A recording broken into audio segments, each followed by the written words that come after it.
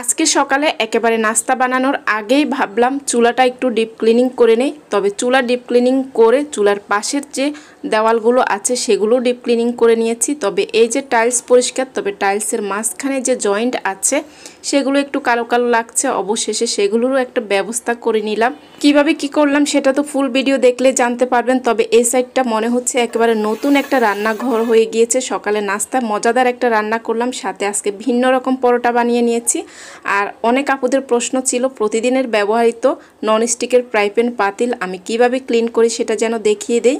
আজকে দেখিয়ে দিব ননস্টিকের ফ্রাই প্যান এবং পাতিলের যত্ন আমি কিভাবে করি বা কিভাবে ক্লিন করে থাকি। আসসালামু আলাইকুম, কেমন আছেন সবাই? এই তো সকালে রান্নাঘরে এসেই প্রথমে আমি এখানে কিছুটা ডাল ভিজিয়ে দিচ্ছি, কারণ আজকে সকালে নাস্তার ডাল দিয়ে খুব মজার একটা রান্না করব। ডালটা ভিজানোর আগে ভাবলাম যেহেতু চুলাটা ক্লিন করব, চুলার পাশটা এবং চুলায় একটু স্প্রে করে রেখে দিয়েছি। আর এখন ডালটা ভিজিয়ে দিয়ে ডাল আবার নির্দিষ্ট জায়গায় রেখে দিচ্ছি। এই যে দেখতে পাচ্ছেন চুলাটা আমি ক্লিন করে নিচ্ছি। তবে এই যে টাইলসের জয়েন্টগুলো কালো কালো লাগছিল, একেবারে ভালো লাগছে না।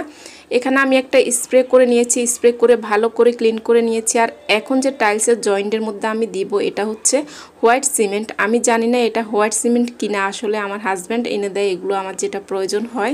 তবে অনেকটাই হোয়াইট সিমেন্টের মতো, একটু পানি দিয়ে আটার মতো গুলে প্রত্যেকটা জায়গা লাগিয়ে নিয়েছি। আর এখন দেখুন এই জায়গাটা পুরো একটা নতুন রান্নাঘরের মতো হয়ে গিয়েছে। টাইলস যতই পরিষ্কার থাক না কেন এই জয়েন্টের জন্য কিন্তু যখন কালো হয়ে যায় দেখতে খুবই খারাপ লাগে। এই যে চুলার চারপাশে আমি এভাবে লাগিয়ে নিয়েছি।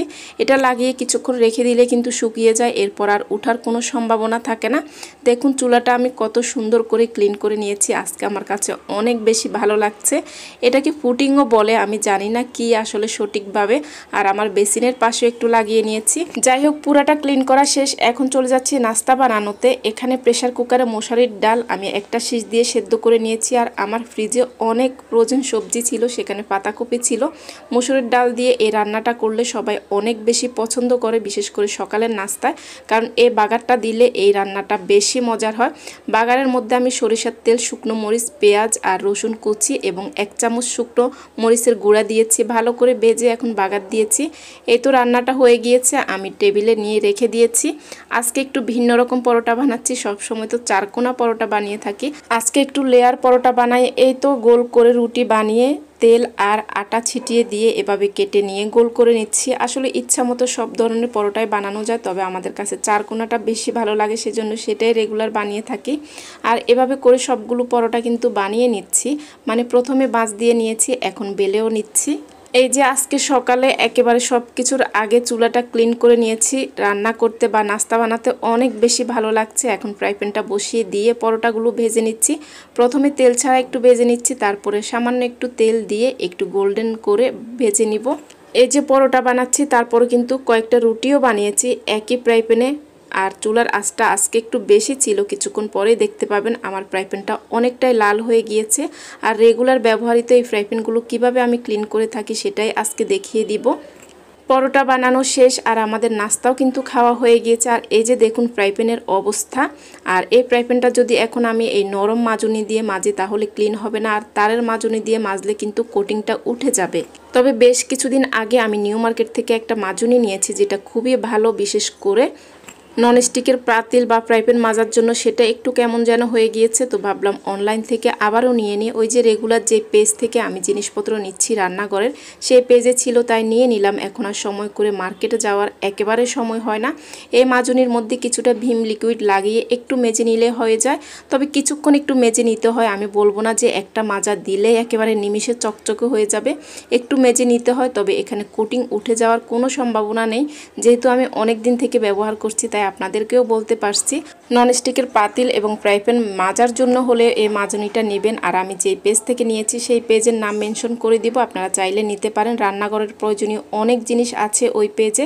আর এই যে দেখুন এখন কিন্তু আমার ফ্রাই প্যানটা একেবারে ক্লিন হয়ে গিয়েছে, অথচ আগে কত বেশি লালচে ছিল।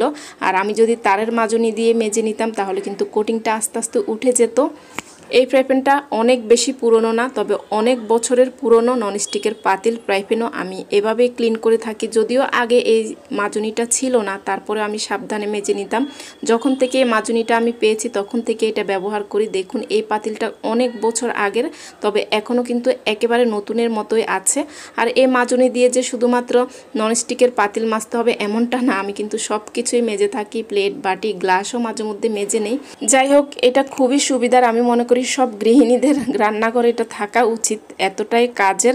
এখন এই যে বেসিনটাও এই মাজুনি দিয়ে ক্লিন করে নিচ্ছি। আসলে খুবই অল্প দামের ছোট্ট এই জিনিসটা অনেক বেশি কাজের, সেজন্যই এই কথাগুলো বলার। আর অনেক আপুরাই আমার কাছে জানতে চাচ্ছেন ননস্টিকের হাঁড়ি, পাতিল, ফ্রাই প্যান কীভাবে পরিষ্কার করি, সেজন্যই আজকে ডিটেলস বলে দিয়েছি। আর দেখুন শুকানোর পরে পাতিল আর ফ্রাই প্যান কতটা ক্লিন লাগছে। আর আজকে এখানে বিদায় নিচ্ছি, রান্নাবান্না নেক্সট ব্লগে শেয়ার করব।